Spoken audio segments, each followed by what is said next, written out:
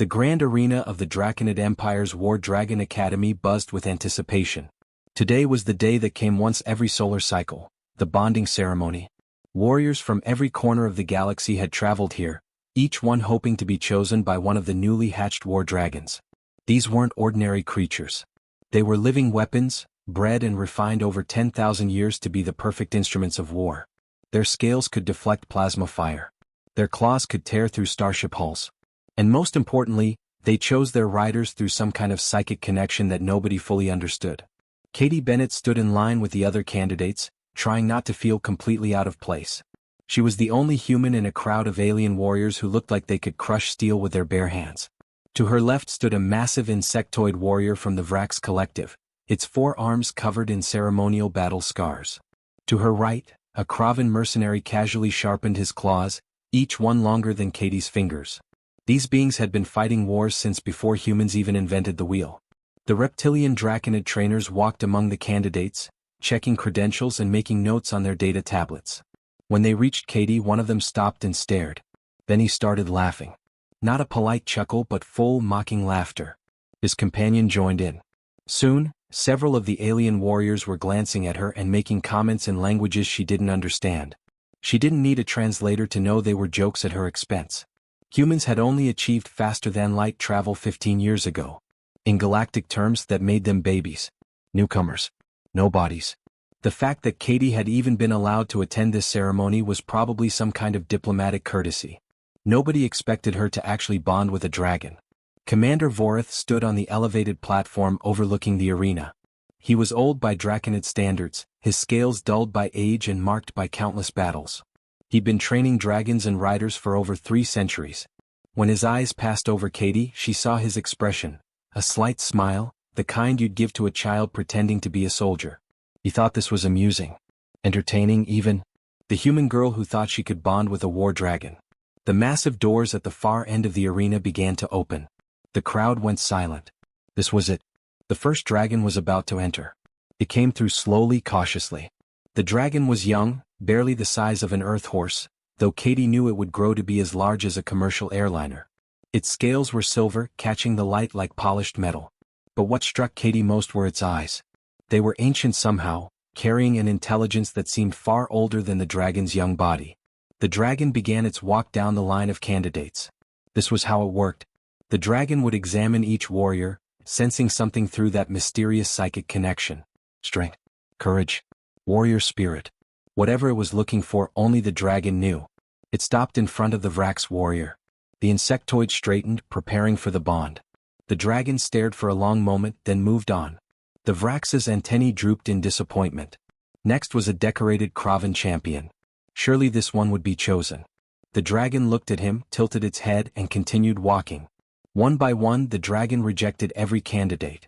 Elite warriors from species that had been fighting galactic wars for millennia, all passed over. The crowd began to murmur in confusion. This wasn't normal.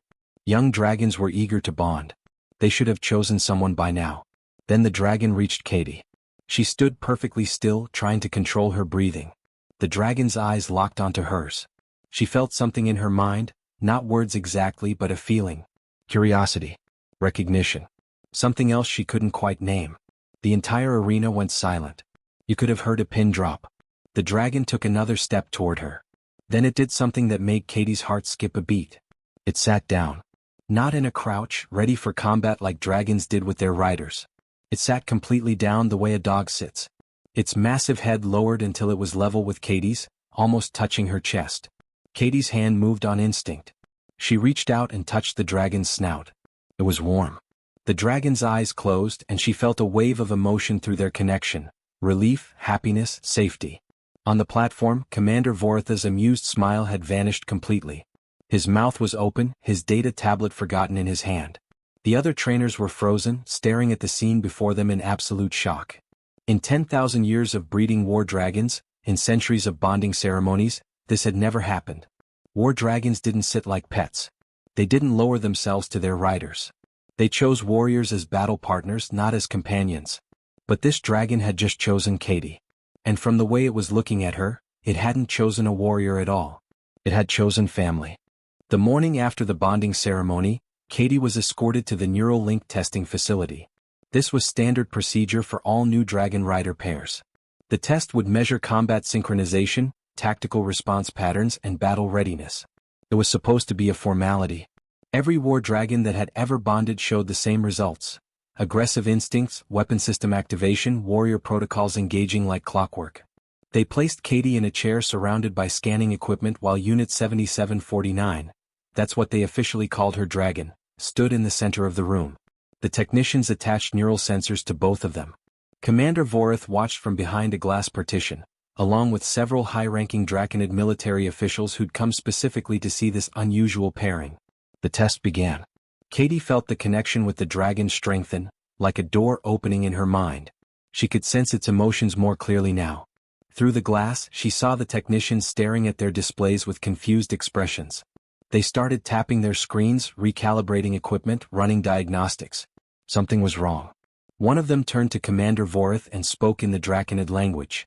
Katie's translator chip picked up the words, "Sir, the combat systems aren't activating. We're not reading any warrior protocols at all." Vorith's eyes narrowed. "Run it again." They ran the test 3 more times. Each time the results were the same.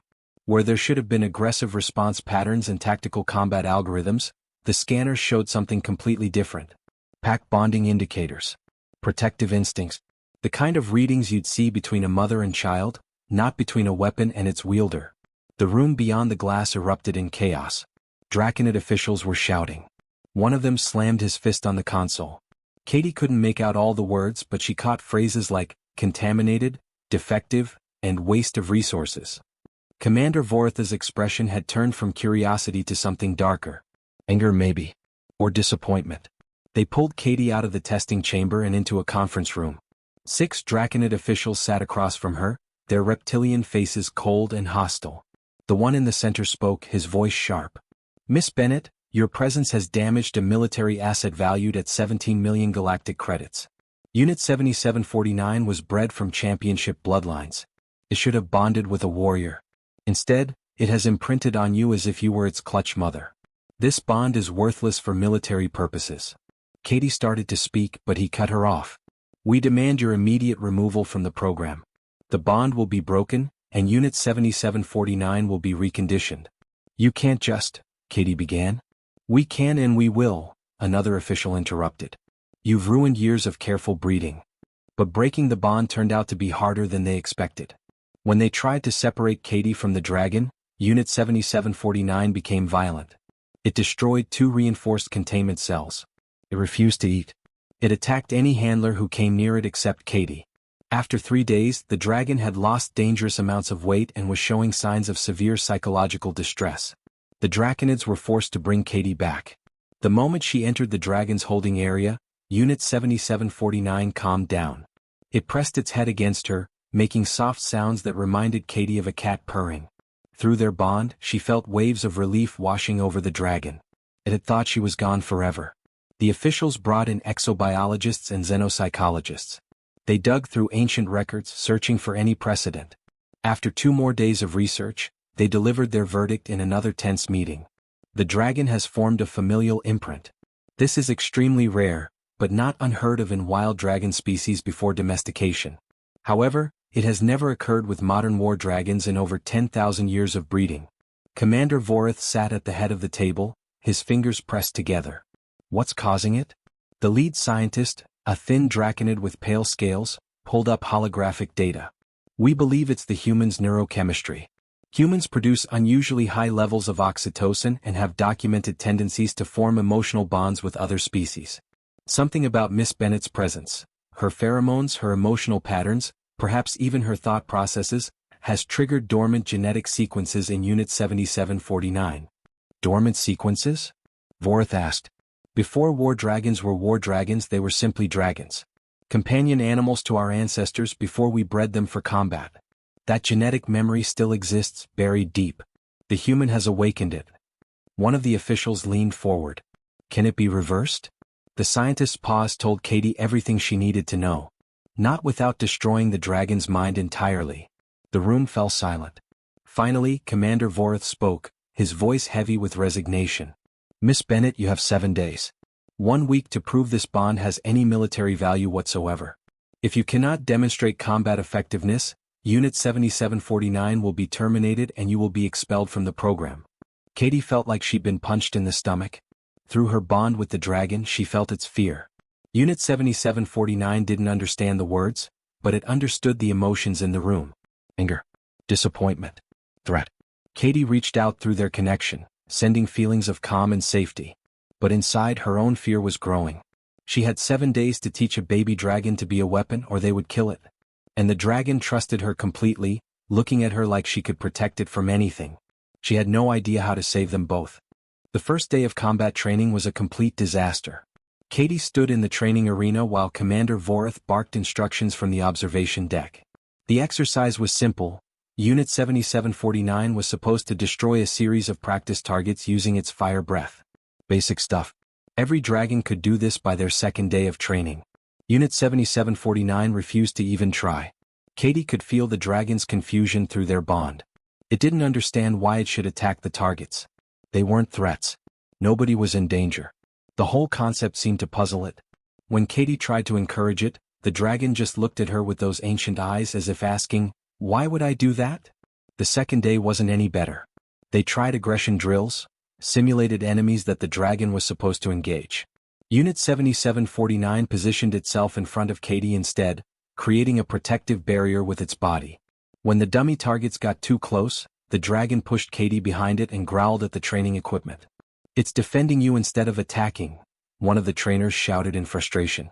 "That's the opposite of what it's supposed to do." By the third day, Katie and Unit 7749 had become the Academy's laughingstock. Other Dragon Rider pairs would train in the adjacent arenas, and Katie could see them watching.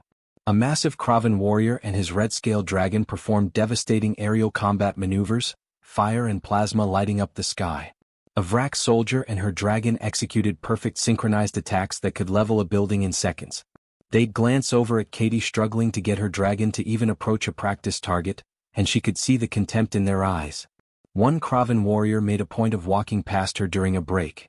"Perhaps humans should stick to what they're good at," he said loudly enough for everyone to hear. "Filing paperwork, maybe?" His friends laughed. Katie felt her face flush, but she kept her mouth shut. Commander Vorith's patience was wearing thin. On the fourth day, he came down from the observation deck personally. His boots struck the arena floor with heavy thuds as he approached. "Miss Bennett, you've wasted everyone's time here. This dragon is useless." "You're useless." "I don't know what I expected from a human, but this is embarrassing." Katie wanted to argue, but what could she say? He was right. By every metric the Academy used to measure success, she was failing completely. That night, alone in her quarters with Unit 7749 curled up beside her bed, Katie made a decision. She was done trying to force the dragon to be something it wasn't. These aliens had spent 10,000 years breeding dragons into weapons. Maybe that approach worked for them. But Katie was human, and humans had their own way of working with animals. She thought about the dogs back on Earth.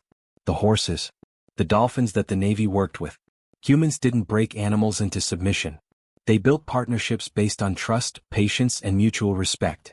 They used positive reinforcement. They made training into play. Starting the next morning, Katie completely changed her approach. Instead of combat drills, she focused on problem-solving exercises. She'd hide objects around the training area and guide Unit 7749 to find them using their bond connection. The dragon loved it, treating it like a game. Its intelligence became obvious immediately. It started anticipating where Katie would hide things, working out patterns faster than she expected. She introduced obstacle courses that required careful navigation rather than brute force. Unit 7749 learned to calculate distances, plan movements, and make split-second decisions about the best path forward. The dragon's spatial reasoning was remarkable, far beyond what the training manuals said war dragons were capable of. Commander Vorith watched these sessions with a skeptical expression, but he didn't stop her. They only had 2 days left anyway. What did it matter? Then the accident happened. Katie was walking Unit 7749 near the supply depot when she heard the alarm. A massive cargo loader had malfunctioned, its anti-gravity systems failing catastrophically. The machine crashed down, and its load of support beams collapsed onto a group of Draconid workers. 3 of them were trapped under twisted metal and debris. Worse, the accident had ruptured fuel storage containers. Volatile accelerant was leaking everywhere, and electrical fires were starting to spark. Emergency teams rushed to the scene, but the war dragons that were nearby had to be pulled back. Their combat training made them react to chaos with aggression. In an environment full of flammable materials and trapped workers, a fire-breathing war dragon could cause more deaths than it prevented. Katie felt Unit 7749 tense beside her. Through their bond, she understood what the dragon wanted to do. Without thinking, she sent a feeling back: careful, slow, protect them. The dragon moved before anyone could stop it. But it didn't charge in like a weapon. It approached the collapsed structure carefully, assessing the situation. Katie could feel the dragon's mind working, calculating weight distribution and structural integrity. Unit 7749 positioned itself under the heaviest beam and lifted slowly, stabilizing the entire structure so it wouldn't collapse further on the trapped workers. Katie ran forward, following her dragon's lead. Through their bond, she guided its next moves. Unit 7749 used its body to shield the workers from a secondary explosion when a fuel tank ignited. The dragon's scales protected them from the heat and shrapnel. Then it carefully created an opening in the debris, moving twisted metal with precision instead of force. The rescue team stood frozen, watching in disbelief. In 15 minutes, all 3 workers were safely extracted. Not a single additional injury. The dragon had performed a perfect rescue operation. The training yard had gone completely silent. Dozens of trainers, riders, and academy personnel had gathered to watch. Commander Vorith stood at the front of the crowd, staring at Katie and Unit 7749 with an expression she'd never seen before. Not mockery. Not disappointment. Something closer to shock. Or maybe recognition. For 10,000 years, they'd trained dragons to destroy. Katie had taught hers to save lives instead. After the rescue at the supply depot, everything changed. Commander Vorith disappeared into the Academy's archive wing for 2 full days. Katie heard rumors that he'd ordered the unsealing of historical records that hadn't been accessed in centuries. Ancient data files that required special authorization just to view. When he finally called Katie to his office, she found him sitting surrounded by holographic displays showing images and text in old Draconid script. He looked tired, like he hadn't slept. When he spoke, his voice was quieter than she'd ever heard it. "I've been training dragons for 317 years, he said. "I thought I knew everything about them. I was wrong." He gestured to the displays. "These are records from 10,000 years ago, before the Draconid Empire became a military power. Before we started breeding dragons for war." He pulled up an image. It showed a Draconid family in what looked like a home. A dragon, similar in size to Unit 7749, was lying on the floor while small Draconid children played on its back. Another image showed a dragon and a Draconid working together in what appeared to be a garden. "They weren't weapons," Vorith continued. "They were companions. Partners to families." The records described them as protective, intelligent, emotionally complex creatures. They bonded with Draconids the way your Earth dogs bond with humans. Katie leaned forward, studying the images. The dragons in these ancient pictures looked happy, relaxed. Nothing like the aggressive war machines she'd seen in the training arenas. "What happened?" she asked.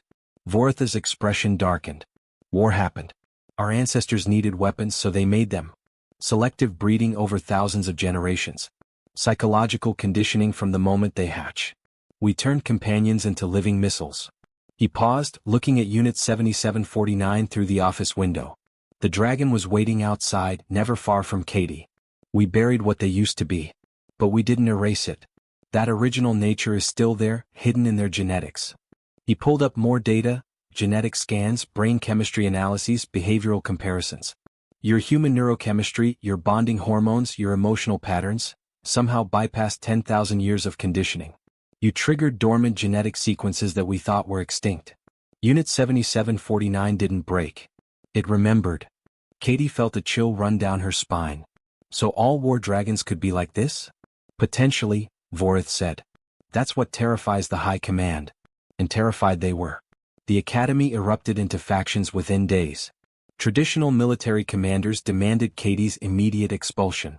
General Krethus, the oldest and most decorated Draconid warrior, gave a speech in the Academy's main hall that Katie could hear from 3 corridors away. 10,000 years of tradition. 10,000 years of proven success. And you want to throw it away because of one human and one defective dragon. But others saw something different. Colonel Vexus, a brilliant military strategist, started visiting Katie's training sessions. She watched Unit 7749 solve complex obstacle courses and navigate scenarios that would confuse normal war dragons. After one session, she approached Katie directly. "Traditional war dragons follow orders," Vexus said. "They're strong, aggressive, effective. But they don't think. Not really. They react." She pointed at Unit 7749. "Yours thinks, plans, adapts. In combat situations that require precision instead of overwhelming force, that could be invaluable." Word spread through the academy. Other trainers started bringing young dragons near Katie during her sessions. The results were unsettling, for the Draconids at least. The young dragons became calmer in Katie's presence. They watched Unit 7749 with obvious interest, mimicking some of its behaviors. One young dragon, barely 3 days old, broke away from its handler and approached Katie, sitting down just like Unit 7749 had during the bonding ceremony. The handler had panicked, but the dragon was completely docile. It just wanted to be near Katie.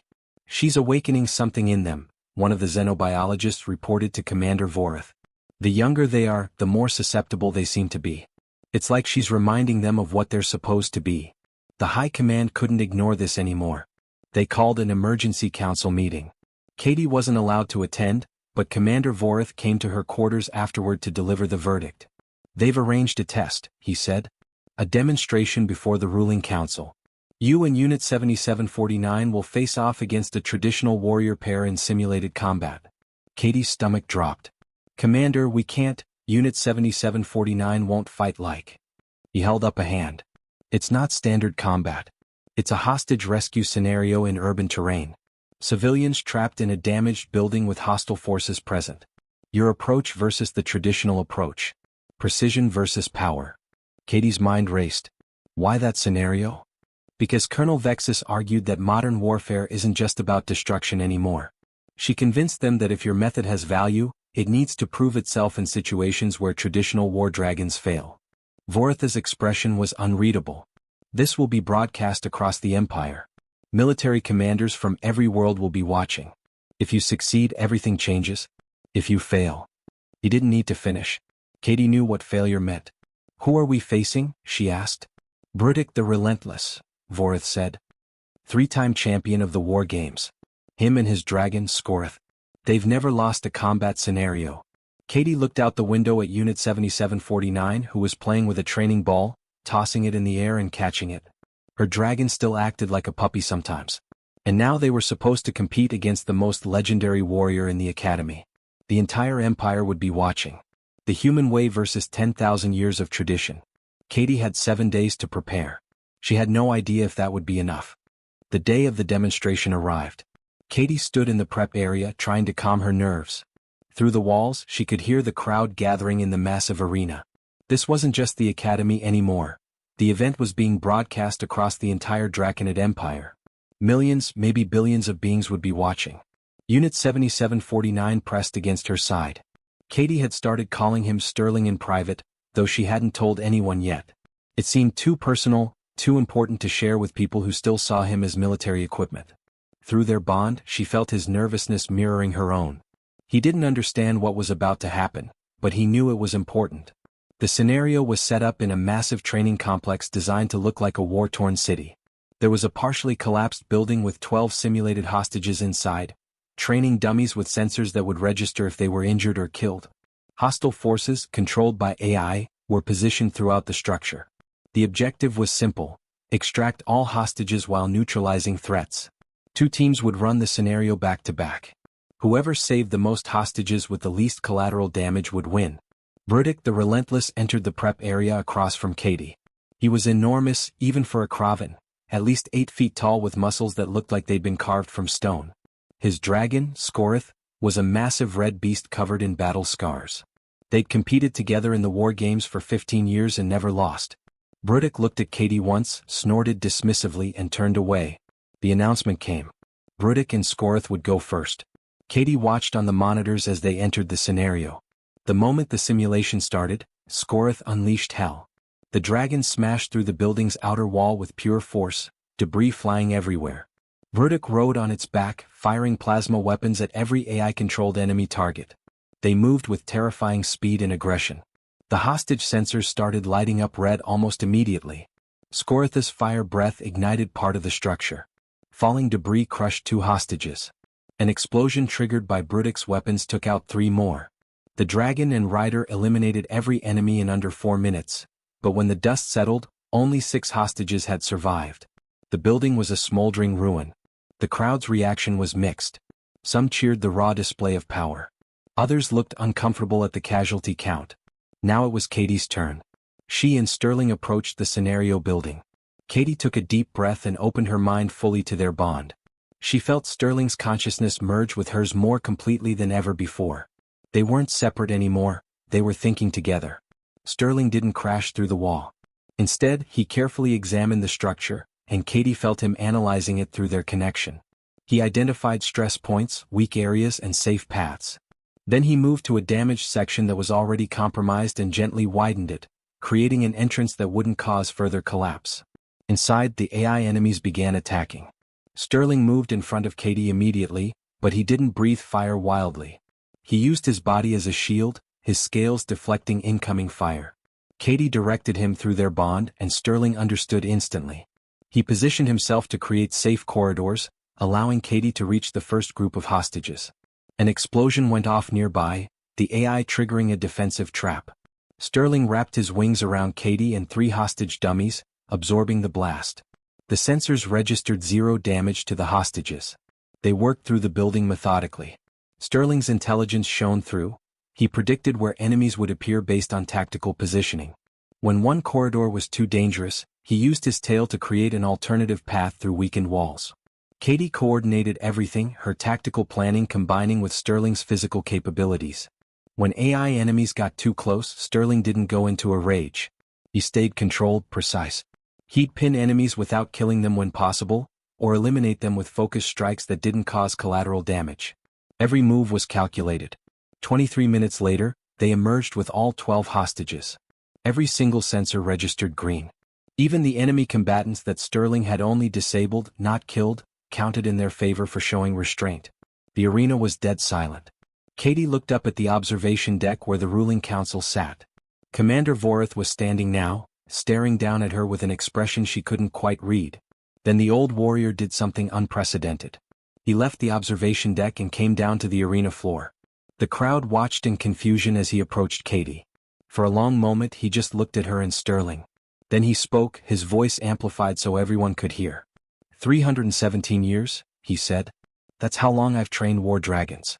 I thought I was creating the perfect weapons. But we didn't create perfection. We created limitations. He gestured at Sterling. We turned them into weapons and forgot they were people. This human remembered what we chose to forget. The strongest warriors don't just destroy, they protect. Bonds built on trust are stronger than bonds built on fear. The words hung in the air like thunder. Katie felt tears building in her eyes. She reached out and touched Sterling's snout. His name is Sterling, she said loudly enough for the microphones to catch. Not Unit 7749, Sterling. Because he's not equipment. He's my partner. The Academy didn't transform overnight. Change never happens that fast. But within weeks, human trainers were being requested by Draconid military academies across the Empire. Dragons that had been labeled defective for showing gentler temperaments were suddenly being re-evaluated. Young dragons were being raised with new methods that combined human bonding techniques with traditional training. The galaxy watched as an empire that had spent 10,000 years perfecting the art of war began learning something new from the species they dismissed as weak. Humans didn't conquer the stars with bigger weapons or stronger ships. They did it by showing others that compassion wasn't weakness, it was strength that had been forgotten. Katie and Sterling became legends, not for what they destroyed but for what they built. A partnership based on trust, respect, and love. They proved that even in a galaxy built on warfare, sometimes the most powerful thing you can do is remember how to be kind. And it all started when a dragon sat down.